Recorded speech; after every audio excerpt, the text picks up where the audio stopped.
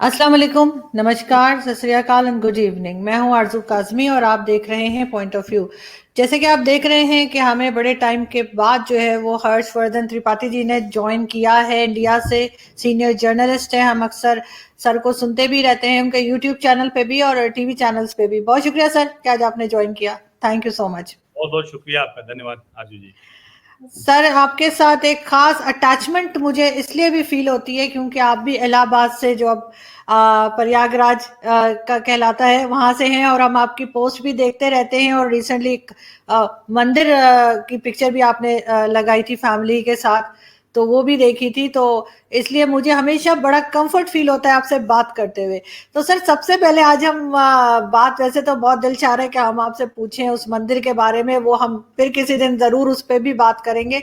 लेकिन आज सर अफगानिस्तान की बात अगर हम करें तो क्या देखते हैं आप जो सिचुएशन अभी है अफगानिस्तान की इस वक्त, और जिस तरह से तालिबान ने वहां पे सारे एरियाज को कैप्चर किया है और जो पिछली गवर्नमेंट थी उसके प्रेसिडेंट जो है वो छोड़ के चले गए या भाग गए, जो भी कहें, इसके क्या असरात आप देखते हैं दुनिया के ऊपर, हिंदुस्तान के ऊपर भी, पाकिस्तान और बाकी दुनिया पे भी?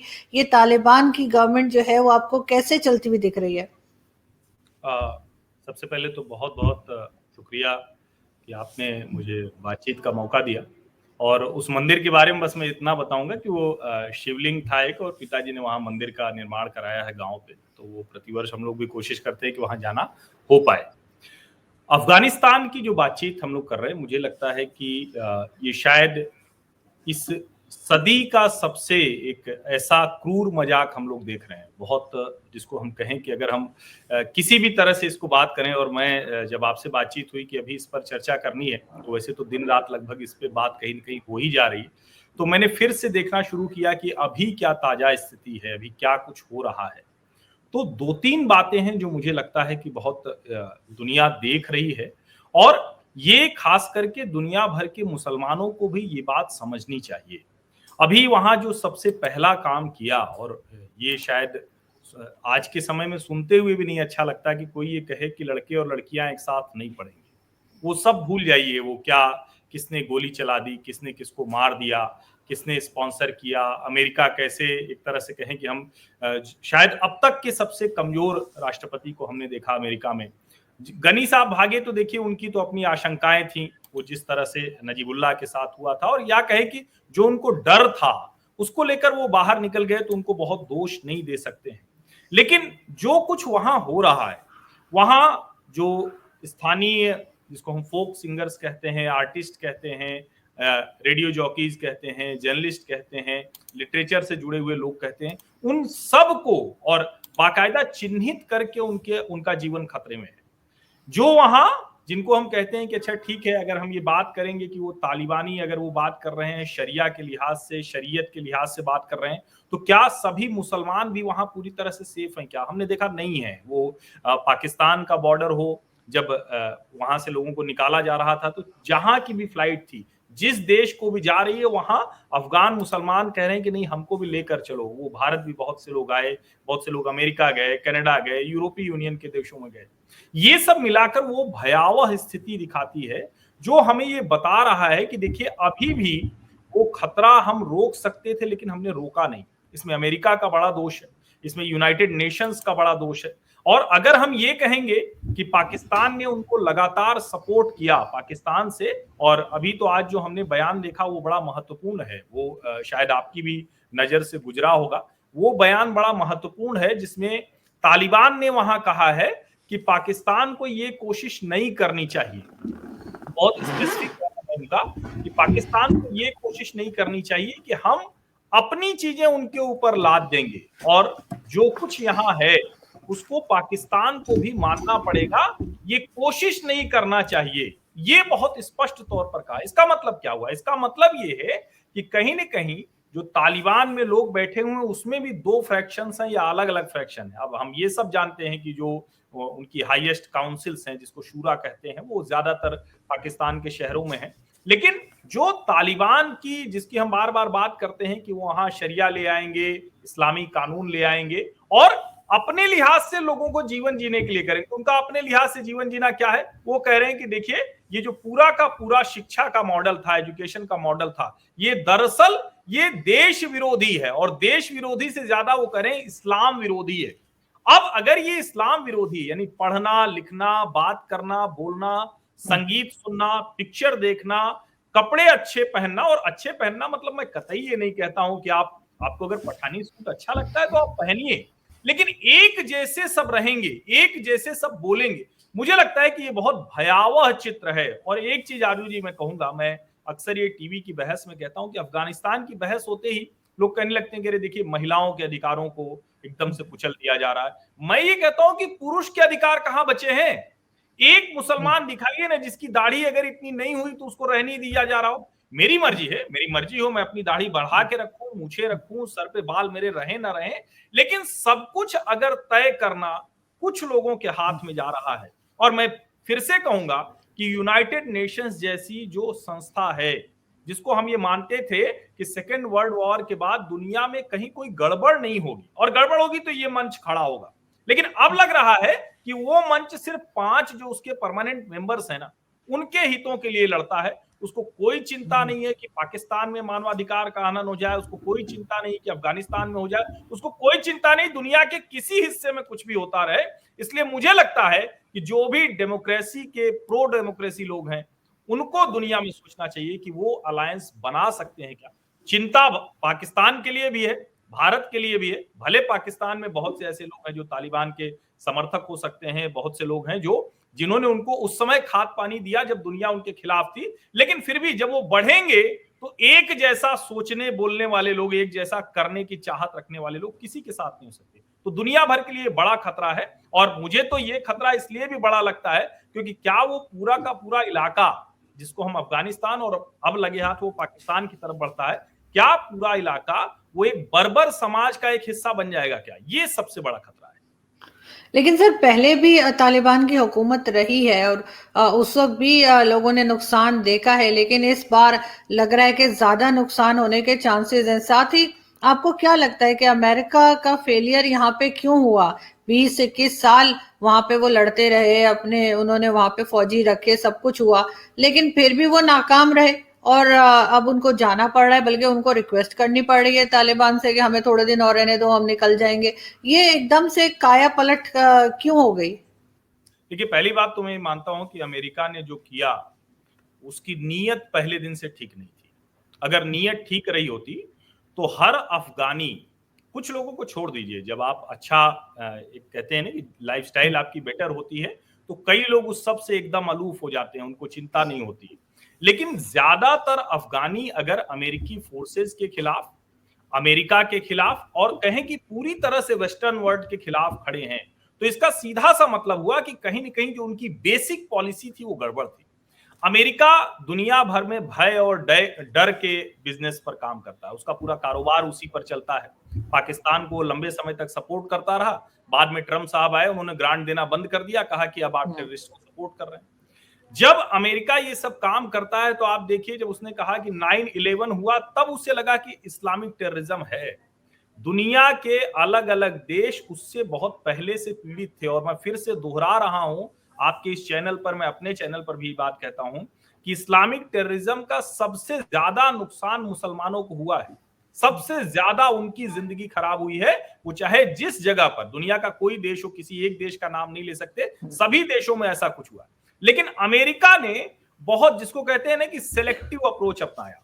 जब 9/11 हो गया तो उसको लगा कि उसकी जो दादा वाली छवि है, यानी दुनिया में सब कुछ हम तय करेंगे, तब जाकर वो कूदा, और वहां भी वो आया तो उसको लगा कि हमारी सेनाएं अफगानिस्तान में रहेंगी, लेकिन हमारे बिजनेस इंटरेस्ट पूरे होते रहेंगे, हम मिनरल रिच कंट्री है, वहां बहुत सा कारोबार करते रहेंगे, हम उनको जो आर्म्स एम्युनिशन है वो देते रहेंगे। तो भले ही वो कहें कि हमने $85 बिलियन वहां जो आर्म्स एम्युनिशन है, हेलीकॉप्टर है, वो सब छोड़ दिया, लेकिन सच ये भी है कि उस दौरान अमेरिका को ऐसा नहीं कि उसका सिर्फ निवेश वो करता रहा, उसका कोई लाभ नहीं ले गया, ये मैं नहीं मानता हूं, मैं जो भी रिपोर्ट्स मैंने देखी उसके लिहाज से। दूसरी जो बड़ी चीज है कि जब डोनाल्ड ट्रंप ने कहा था कि हम यहां से बाहर आएंगे, तो निश्चित तौर पर उसकी एक प्लानिंग बनी होगी। आप दोहा में मिल रहे थे, लगातार उसमें बातचीत हो रही थी, उसमें रशिया, चाइना, पाकिस्तान और दूसरे देश भी शामिल थे। तो कम से कम ये बेसिक तो क्लियर होना चाहिए था ना कि जिस दिन तक हम ये जिसको कहते हैं कि ट्रांसफर ऑफ पावर यानी सत्ता हस्तांतरण नहीं हो जाता और उसका कोई फॉर्मूला नहीं निकला था। यहां तो कोई फॉर्मूला था ही नहीं। जो बाइडेन कहते हैं कि ऐसा नहीं होगा, वियतनाम जैसा हम नहीं देखेंगे कि हमारी एम्बेसी के ऊपर हेलीकॉप्टर आए, उसमें से सीढ़ी लगाकर हमारे लोग भागे, और ठीक वैसा ही दृश्य देखा। मुझे लगता है कि इस बार अमेरिका जितना कमजोर दिखा है, जितना असहाय दिखा है, वो सिर्फ इतना भर नहीं है कि जो बाइडेन की कमजोरी है, ये अमेरिका के उस पूरे थॉट प्रोसेस को दिखाता है, क्योंकि उन्होंने अभी भी टेररिज्म को लेकर सेलेक्टिव अप्रोच अपना रखा है। अभी भी वो इस बात को लेकर वो सोचते हैं कि अच्छा ठीक है, हमारे पक्ष में जितनी चीजें चली जाएंगी वहां तक हम ठीक है, दूसरे के पक्ष के खिलाफ उसका इस्तेमाल कर लेंगे। ऐसा होता नहीं है। यूनाइटेड नेशंस में भी हमेशा उन्होंने यही किया, चाहे आप इकोनॉमिक सैंक्शंस की बात हो, चाहे टेररिज्म वाली कंट्रीज पर कोई एक्शन लेने की बात हो, चाहे आप जिसको वीटो पावर कहते हैं, यानी 5 परमानेंट मेंबर्स हैं, तो आप जब तक उसमें वीटो पावर यानी कितना भी गलत होगा, किसी एक को वीटो पावर का अधिकार दे दिया। आप सोचिए, कल्पना कीजिए कि घर ही में है, अगर मान लीजिए कि कोई कितनी भी बदमाशी करे और एक कोई दादाजी हैं जो बड़ा प्रेम करते हैं, सबसे बदमाश बच्चा है, सबसे लफंगा बच्चा है, सारी हरकतें बुरी करता है, महिलाओं से छेड़खानी करेगा, गोली चला देगा, लेकिन आप उसको कहेंगे नहीं नहीं इसको छोड़ दो। अमेरिका और वीटो कंट्रीज वाले देश उसी भूमिका में रहे। इसका खामियाजा आज हम यहां देख रहे हैं, और इस सब का शिकार अफगानी मुसलमान हुआ। सबसे ज्यादा खतरनाक बात वो है कि जिन्होंने पिछले 2 दशक में, और मैं ये नहीं कहूंगा कि अमेरिका ने कुछ नहीं किया, अमेरिका ने बहुत कोशिश की है। उन्होंने वहां वो कोशिश की कि लोगों को समझ में आए कि भाई ये जो मिडिल एज के आप कपड़े पहनते हैं, उस तरह से रहते हैं, थोड़ा सा बाहर आइए, आज कितनी खूबसूरत दुनिया है। और जैसे मैं कहता हूं ना कि आप अगर फिल्में देखेंगे, आप अगर संगीत सुनेंगे, आप अगर किताबें पढ़ेंगे, तो आपको सब कुछ पता चलेगा।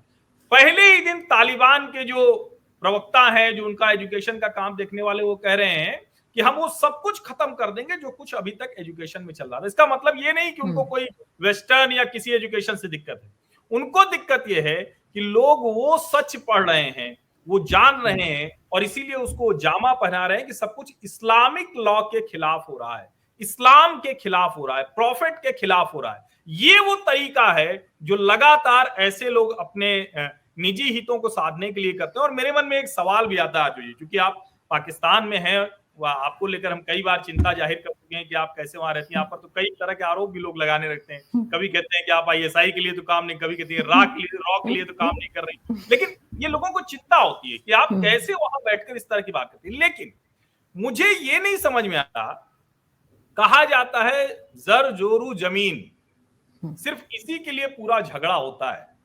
लोग कहते हैं कि सब कह दिया, लेकिन मेरी माँ को, मेरी बहन को, मेरी बेटी को, मेरे परिवार की किसी महिला को कुछ बोल दिया तो खून खौल उठता है। कैसे इन क्षेत्रों में रहने वाले लोगों के परिवार की महिलाओं के साथ अत्याचार होता है, उनके साथ जो बर्बर काम होता है, उसके बावजूद कैसे ये इन तालिबानियों या ऐसे किसी आतंकवादी संगठन के साथ खड़े होते हैं, ये प्रश्न मेरे मन में आता है। मैं भारत से जब देखता हूं, चूंकि मैं अफगानिस्तान के बारे में उस तरह से वहां जाके रह के तो कोई अनुभव है नहीं, सब खबरों के लिहाज से, लेकिन ये बार बार ये मन में प्रश्न आता है कि कैसे कोई अपने घर की, अपनी बेटी, अपनी बहन, अपनी माँ, उनको खिलाफ इतनी बर्बर हरकतें, और कोई खड़ा होकर बोलने को तैयार नहीं।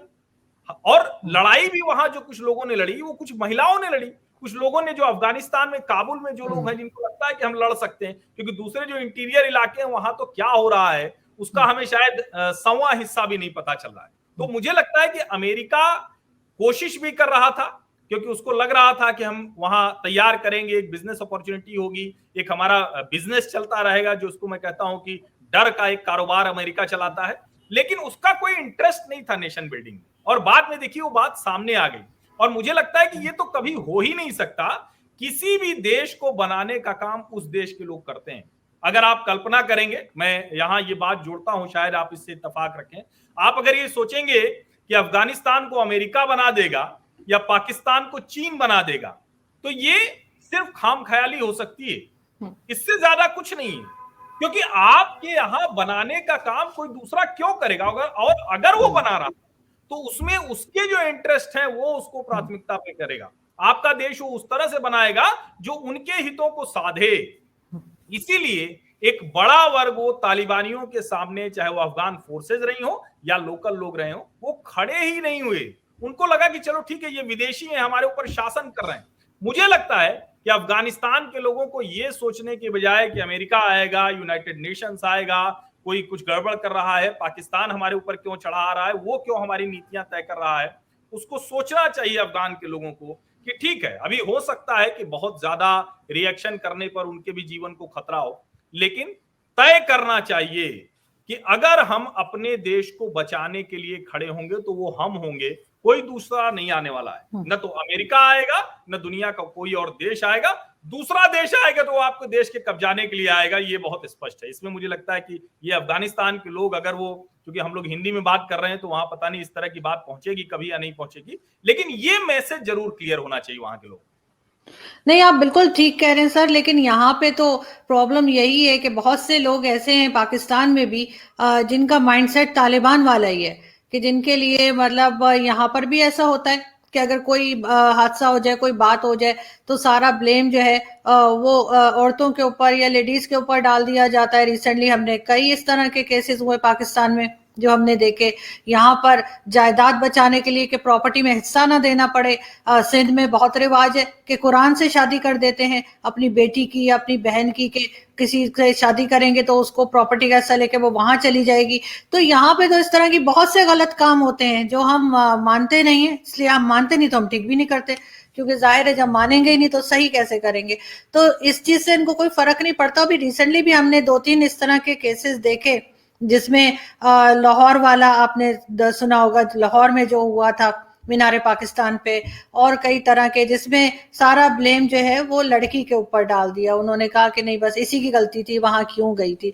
लेकिन देखिए सर साथ साथ, वो तो लेकिन बहुत जी शर्मनाक था, वो वीडियो हमने देखा था और मुझे यही बिल्कुल, लगा कि कैसे आप ये मतलब भेड़ियों की हाँ, तरह उस लड़की पर टूट पड़े। और वो क्या कर रही थी, वो कोई ऐसा काम तो नहीं वहां कर रही थी ना जिससे किसी के ऊपर वो फप्ती नहीं कर रही थी, किसी से जी, छेड़खानी नहीं कर रही थी, किसी के ऊपर कोई ऐसी टिप्पणी नहीं कर रही थी। वो अपना एक काम कर रही थी, वो अपनी एक वीडियो कमेंट्री कर रही थी, वो जिसको कहते हैं कि सामान्य, जैसे हम सब यूट्यूबर हैं, ब्लॉगर हैं, वो हाँ अपना काम हाँ, कर रही थी। लेकिन उस पर जिस तरह से लोग टूटे, तो मुझे लगता है कि ये मानसिकता अगर रहेगी तो फिर आप कोई नहीं बचा सकता, क्योंकि दुनिया का कोई भी देश, मैं बार बार कह रहा हूं कि इस मामले में अगर आप शरिया और शरीयत लागू करने जा रहे हैं और वो शरिया और शरीयत कह रही है कि देखिए किसी के अधिकार नहीं होंगे, लड़के लड़की साथ बैठ नहीं सकते, तो फिर आप, इसका मतलब ये है कि आप बेसिक तौर पर बेईमान हैं, आप ठीक बात नहीं कर रहे हैं। क्योंकि लड़के लड़की तो मिलेंगे ही, दुनिया चलेगी नहीं अगर लड़के लड़की नहीं मिलेंगे। तो इसका मतलब कि आप बेसिक्स जो हैं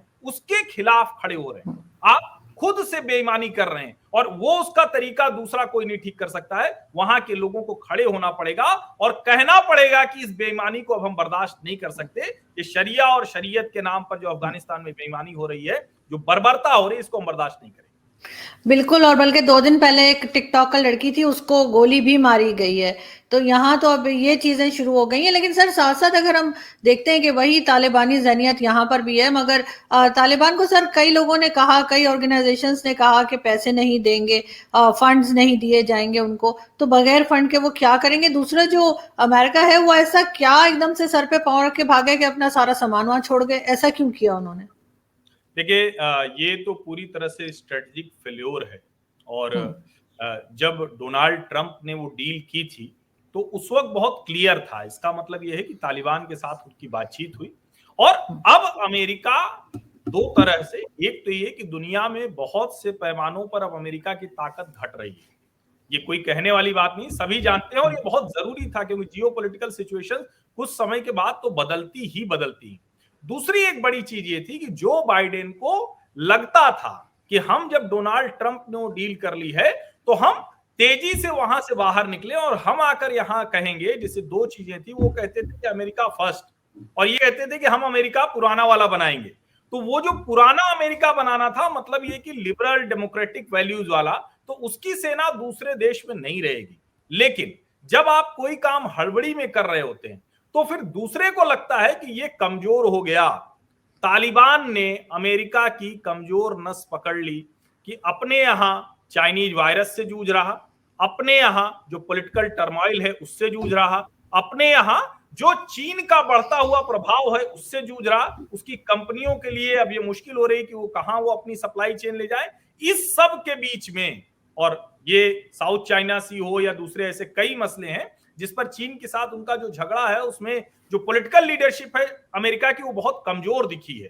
तो उसमें ही उनको लगा कि हम तेजी में यहां से बाहर निकलेंगे। तालिबान और तालिबान के साथ जो चाइना या दूसरे जो देश थे उनको ये पता था कि इसका लाभ कैसे लिया जा सकता है। और यहां मैं एक बात कहूंगा कि देखिए पाकिस्तान जो कर रहा है अभी उसका सबसे बड़ा खतरा उसको होने वाला है। कई लोग मुझसे टीवी की बहस में कहते हैं कि देखिए तालिबान आ गया तो अब तो कश्मीर में सब आ जाएंगे। तो मैं ये कहता हूं कि देखिए कश्मीर में तो पहले दिन से है ना, कि कोई ऐसा तो है नहीं कि आज लोग आ जाएंगे। और तालिबान अपनी जमीन के बाहर शून्य है, क्योंकि अगर सुसाइड बॉम्बिंग या कहीं जाकर कुछ कर देना ये करना होता तो वो तो आज से नहीं कर रहा है, पता नहीं कब से कर रहा है। अलकायदा कर रहा है, इस्लामिक स्टेट कर रहा है, तालिबान कर रहा है, कोई कमी तो है नहीं करने वालों की। तो मुझे लगता है कि ये नहीं सोचना, लेकिन हाँ चूंकि लंबी सीमा पाकिस्तान के साथ लगी हुई है, पाकिस्तान में जो उनकी अलग अलग काउंसिल्स हैं उसके जो मेंबर्स हैं वो बैठे हुए हैं, जो तहरीके तालिबान पाकिस्तान है वो पूरी तरह से गवर्न कर रहा है, तो उनको ये ठीक लगेगा कि अब अफगानिस्तान के साथ हम पाकिस्तान का जो वो हिस्सा है उसको भी धीरे धीरे कब्जा करने की कोशिश करें। और इसका मतलब ये होगा कि जितना बड़ा ये इलाका उनके कब्जे में आता जाएगा उतना ज्यादा ये इंडियन सब कॉन्टिनेंट ही नहीं पूरी दुनिया के लिए खतरा बनता जाएगा। बिल्कुल ठीक, लेकिन सर फिर भी लोगों को बात समझने की कोशिश करनी चाहिए, इसलिए कि आप जैसे लोग मौजूद हैं और दूसरे लोग जो बात कर रहे हैं अगर उसी को अंडरस्टैंड करे, पाकिस्तान भी और अफगानिस्तान में भी बहुत से लोग खैर ये जबान भी समझते हैं, मगर इंग्लिश के भी शोज हो रहे हैं अगर उनको इंग्लिश समझ आती हो। लेकिन ये है कि यहाँ पे सबको अपना रोल प्ले करना पड़ेगा, हर कंट्री को। भारत ये कह के अपना दामन नहीं छुड़ा सकता कि पाकिस्तान जाने और अफगानिस्तान जाने, और ना ही पाकिस्तान इस तरह से कोई बात कर सकता है। और ये तो खैर बिल्कुल ही एक रिसेंटली बेवकूफ़ी की बात हमारे टीवी पे चली थी कि तालिबान जो है वो अब कश्मीर लेकर देंगे, उस पर भी एक बहस चल रही थी और उस पर भी सब लोग मजाक ही उड़ा रहे थे। नहीं, एक बात तो ये कि भारत ऐसा कभी सोच भी नहीं सकता। अगर ऐसा वो सोचता तो पिछले 2 दशकों में अफगानिस्तान की पार्लियामेंट बनाने से लेकर बहुत इंपॉर्टेंट रोड कनेक्टिविटी क्रिएट करने से लेकर हर वो काम करने की कोशिश की। और मैं बताऊं कि मुझे बड़ा अच्छा लगा जब मैंने पढ़ा कि आखिर भारत इंफ्रास्ट्रक्चर के अलावा क्या काम कर रहा है। एजुकेशन के लिए जो इंफ्रास्ट्रक्चर तैयार करने का काम है उसमें भी भारत ने बहुत कोशिश की। लेकिन मैं फिर से कह रहा हूं कि ये भारत का स्टैंड बिल्कुल ठीक है, क्योंकि देखिए भारत अभी इसमें कूद कर, क्योंकि भारत पाकिस्तान के बीच जो तीखापन है, जो कड़वाहट है, वो सब जानते हैं, वो दूर अभी नहीं होने वाली, हो भी नहीं सकती। अब उसमें अगर तालिबान को चलाने वाले लोग पाकिस्तान से गवर्न होते हैं या कहें कि उनका सेंटिमेंटल थोड़ा सा उधर झुकाव है, तो अगर वो वहां है और भारत उसमें कूदेगा तो ये सारी बातचीत भारत बनाम पाकिस्तान हो जाती। तो इसलिए मैं भारत सरकार के इस रुख से पूरी तरह से सहमत हूं कि उसको बीच में नहीं कूदना चाहिए। लेकिन भारत इस पर आंख बंद नहीं कर सकता और आंख बंद किया भी नहीं। आप एक छोटी सी बात जो लोगों को सबको सुननी चाहिए, जितने भारतीय आना चाहते थे वो सब सकुशल सुरक्षित वापस लाए गए। जो लोग अभी वहां हैं उनमें से बहुत कम लोग ऐसे बचे हैं जिन्होंने ऐसी कोई जिसको कहते हैं कि पहले से कुछ अलर्ट किया हो और कहा हो कि हमें आना है। लेकिन जो लोग आना चाहते थे वो सब आ गए, वो सारे वापसी पूरी तरह से हो गई। इसका मतलब ये हुआ कि भारत का जो बैक चैनल जिसकी बातचीत हम कहते हैं कि कोई बैकडोर बातचीत हो रही क्या, तो वो बैक चैनल स्ट्रांग है। दूसरी एक चीज ये है कि मेरा ये मानना है और जो मैं देख पाता हूं, जो लोग अफगानिस्तान से लौट कर आए, और मैं आपको बताऊं कि मैं जब अभी बीच में राखी पर मैं गया हुआ था, प्रयाग ही था, तो वहां इलाहाबाद विश्वविद्यालय में बहुत से दूसरे देशों के बच्चे पढ़ते हैं। तो जो इंटरनेशनल हॉस्टल है वहां मैं गया था, वहां करीब 10 अफगानी छात्रों से मेरी बात हुई।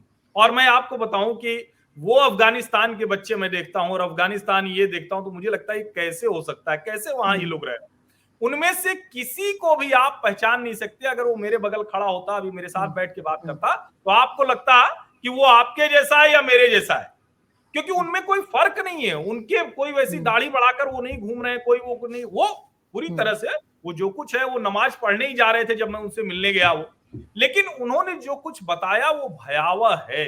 और बंदूक के दम पर जो ये शरिया और शरीयत लागू करने की कोशिश हो रही है, ये बेहद खतरनाक है। ऐसा नहीं कि लोग खड़े नहीं हो रहे हैं, लेकिन एक जो होता है कि जो अच्छाई चाहने वाले लोग होते हैं वो कहते हैं अच्छा चलो कहीं अच्छे जीवन की तलाश में चलते हैं, हम इनसे कैसे लड़ेंगे, क्योंकि तो मानने को तैयार नहीं है, तो बंदूक से सब कुछ कर रहे हैं।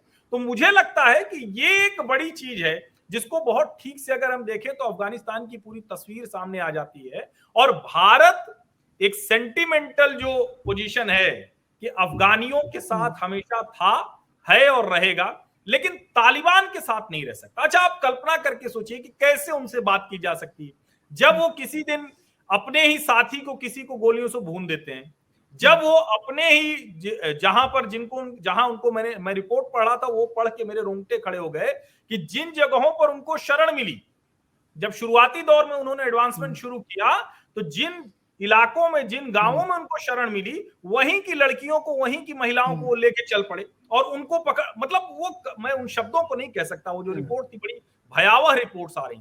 तो मुझे लगता है कि भारत तालिबान से बात कैसे करेगा, वो ये कोशिश कर रहा है कि एक स्टेबिलिटी आए। अब सोचिए, हामिद करजई साहब हैं, अब्दुल्ला हैं, अमरुल्लाह सालेह हैं, इनमें से किसी को वो गवर्नमेंट में हिस्सेदार नहीं बनाना चाहते। अगर वो कह रहे हैं कि हम यहाँ के एथनिक ग्रुप हैं, अगर तालिबान अपने को नहीं मानने को तैयार है, दुनिया उसको, उसकी आतंकवादी हरकतों को देख रही, फिर भी नहीं मानने को तैयार है, तो क्या तालिबान ने जो दूसरे वहां के एथनिक माइनॉरिटीज ग्रुप हैं उनको कोई अधिकार देने की कोई बात की? क्या ये जो लोग हैं जिनके हाथ में एडमिनिस्ट्रेशन रहा है, जो गवर्नमेंट चला सकते हैं, और जो लोग कह रहे हैं कि नहीं हम अपनी जमीन छोड़कर नहीं जाएंगे, उनको हिस्सेदारी दे रहे हैं क्या? तो ये भी बात बहुत स्पष्ट है कि तालिबान में अभी कोई सरकार जैसा कुछ नहीं है कि जिससे कोई भारत बात करे। हाँ, मुझे लगता है कि बैक चैनल वो जो बातचीत हो रही होगी वो जरूर हो रही होगी, डिप्लोमेसी तो खत्म होती नहीं है, होनी भी नहीं चाहिए, और भारत इस बात का इंतजार कर रहा है कि स्थिरता आए। ये जो जिसको हम कहते हैं ना कि कुछ भी होगा तो बंदूक के बल पर सब कुछ तय कराएंगे, उससे थोड़ा सा बाहर आए। और निश्चित तौर पर देखिए, लैंड लॉक्ड है पूरी तरह से। अगर फॉरेन फंडिंग्स बंद हो गई तो वहां लोग भूखों मरने लगेंगे, कुछ नहीं होगा। तो यूनाइटेड नेशंस को नए सिरे से, एक कहें कि यूनाइटेड नेशंस को फिर से एक बार देखना चाहिए कि उसकी भूमिका क्या है। अगर वो सिर्फ इसीलिए है कि मीटिंग्स हो गई, बड़ी अच्छी बातचीत हो गई, दोनों पक्ष आए बोल के चले गए, तो फिर इस संस्था का कोई मतलब नहीं, खत्म कर देना चाहिए इसको। जब सभी देशों को अपने झगड़े खुद निपटाने हैं, हर आदमी को कहीं कोई बात करनी तो खुद करनी है, और नहीं तो तालिबान गोली मार देगा, तो फिर यूनाइटेड नेशंस का मतलब क्या है? नहीं, आप बिल्कुल ठीक कह रहे हैं, और हम उम्मीद करते हैं और हम बात करते रहेंगे, कोशिश करते रहेंगे कि कुछ ना कुछ पॉजिटिव हमें देखने को मिले। वैसे तालिबान से कोई खास उम्मीद है नहीं, क्योंकि जैसे वो पहले थे वैसे ही वो आज हैं, उसी तरह के जुल्म वो अभी भी कर रहे हैं। बहुत शुक्रिया सर कि आपने ज्वाइन किया। एक चीज बदली यार जी, क्योंकि ये बात नहीं होगी तो शायद ये बात अधूरी रह जाएगी। तालिबान इमेज को लेकर वेल प्रिपेयर्ड है। 20 साल पहले का तालिबान प्रोपेगेंडा, जिसको हम मार्केटिंग कहते हैं, पीआर, पब्लिक रिलेशन बनाना, ये सब नहीं जानता था। इस बार वो सब वो जानता है। तो इसीलिए आप देखिए, काबुल में बहुत कुछ बचा के करने की कोशिश की गई, लेकिन वही है कि जो मूल है वो तो जाता नहीं है, आखिर में धमाका हो ही गया। लेकिन उसके अलावा देखिए, वो कोशिश कर रहा है कि काबुल से कोई खबर नहीं निकले। वो लोगों को पकड़ भी रहा है, अगर पता चल गया कि कोई जर्नलिस्ट है, कोई पत्रकार है, या कहीं कोई, तो तुरंत वो छोड़ रहे हैं। तो उनकी कोशिश ये है कि इमेज बची रहे। वो अफगानियों पे बहुत बर्बरता कर रहे हैं, जो सबसे ज्यादा खतरनाक है। अफगानी मुसलमान का जीवन बहुत खतरे में। सर, वो मार अभी भी रहे, सिर्फ उनका तरीका बदल गया। अब वो छुपना उनको आ गया कि हमने बात अपनी छुपानी कैसे। बहुत शुक्रिया सर कि आपने ज्वाइन किया। Thank you so much. Thank you, बहुत बहुत धन्यवाद, शुक्रिया।